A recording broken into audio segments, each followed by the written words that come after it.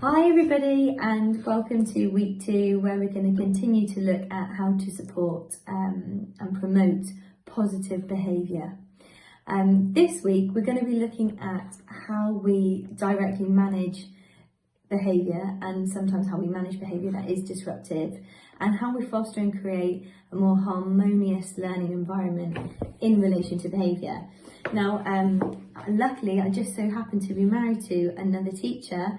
This is my husband, Mike, and he is a teacher currently at Paynton Academy as a construction teacher. But Mike's had some other experiences working in FE and also in a college within a local prison. So I thought it'd be good if we could have a little chat and I could ask Mike some questions about his experiences in managing behaviour and promoting positive behaviour within those provisions. And perhaps we could use that within our own writing or within our own reflective thinking when we're thinking about our own practice in relation to this unit. Okay, hello Mike.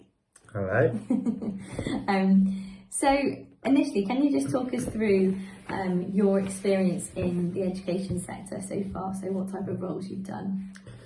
So I started off in college in carpentry, teaching apprentices, adult learners, and full-time 16 to 19-year-olds, and then moved from there to Chelmsford Prison, where I was teaching adults and construction, and then I've moved from there to a secondary school teaching 14 to 16 construction.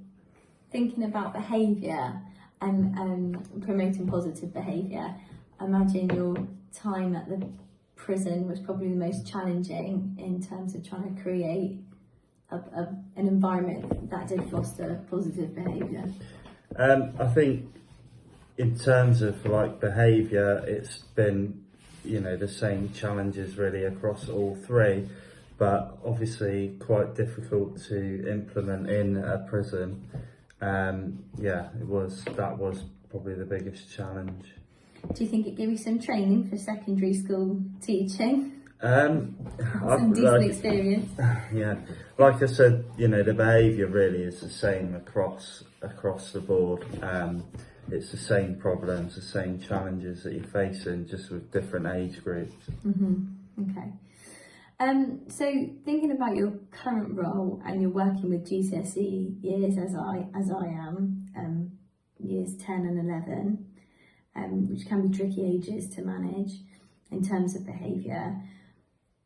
What type of strategies are in place, like across the board? Like, could you just give us a couple examples of things that are put into place every day in every classroom where possible, to try and foster positive behaviour? So like rewards and sanctions, or just expectations? We use a praise point system where learners can be awarded praise points.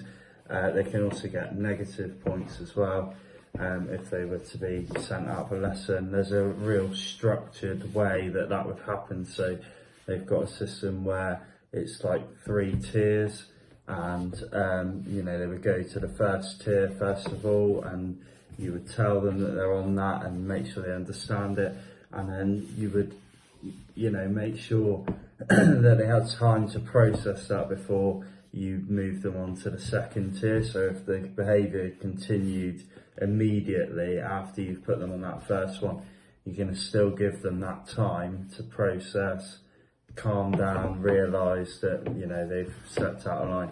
If it was to then continue, obviously you progress it up to level 2, level 3, where ultimately they would be sent out of the classroom.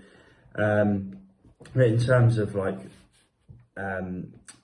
behaviour management, really, we've got 5 rules that are standard across the whole school, and in every single classroom they are displayed on the wall. All the teachers will expect that from the students, and really it's just about promoting that good behaviour, promoting that wanting to learn. What do you think is, I know you've not been in post for a great deal of time, so as we discuss, it's about building the relationships at the beginning. What type of things have you found really useful when you're trying to engage with learners that are potentially challenging in terms of their behaviour? So really, biggest one is just getting to know them and finding out their names quickly and remembering their names. So I worked really hard on that over the first couple of weeks. I've always had it easy before, but now I've got more learners at any one time than I ever have before. So remembering all their names can be quite difficult. But we do seating plans where we don't necessarily put them in a particular seat, but we've got a system that we use on the computers where we can move them about onto different tables, and that's so helpful because you can just have that up. And just for the first couple of weeks, it's just really